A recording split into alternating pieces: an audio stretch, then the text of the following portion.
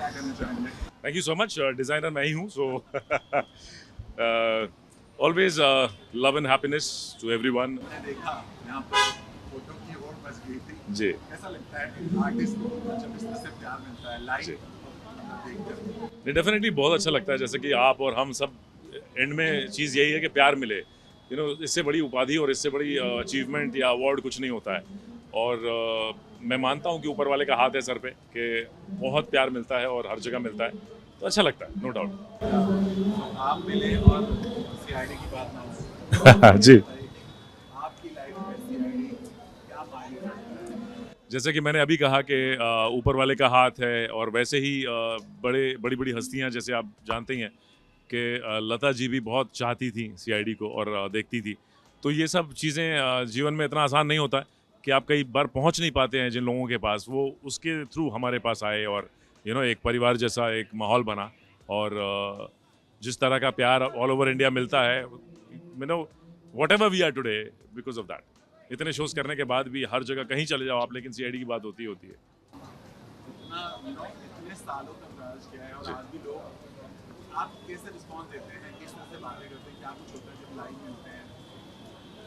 देखिए, रिस्पॉन्स अभी वो यही है कि आप जैसे देख ही रहे हैं या हर जगह जहाँ पे भी जाते हैं, उनको कभी ऐसा लगा नहीं है, ये जो दिल से कनेक्शन है ना, उनको लगता है कि आप उनके परिवार का हिस्सा हैं।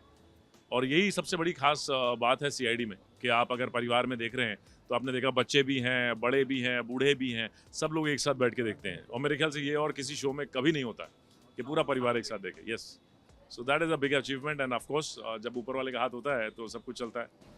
अभी सब टच में रहते हैं आप लोग, कैसे बातें होती है, क्या बात होती है? जी, हमेशा। इनफैक्ट अभी तो वापस, जैसे पता ही है आपको, सीआईडी वापस भी आ गया है। उससे पहले अगर नहीं भी थे तो we were always in touch.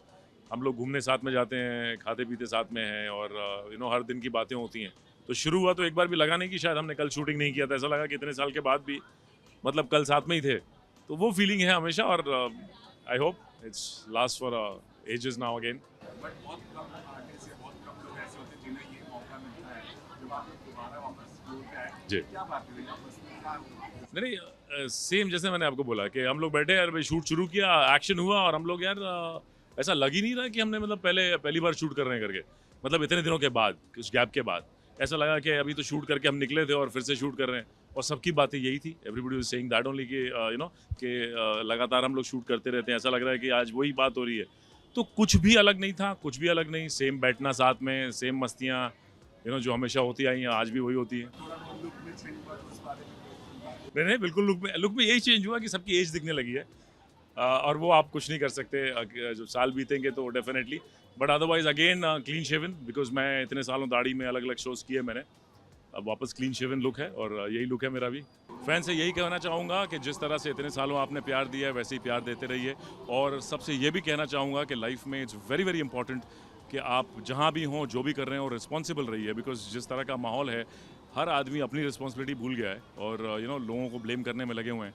It's very very important that you be responsible, whatever you do, whatever you say, it's very important, maintain that. Thank you.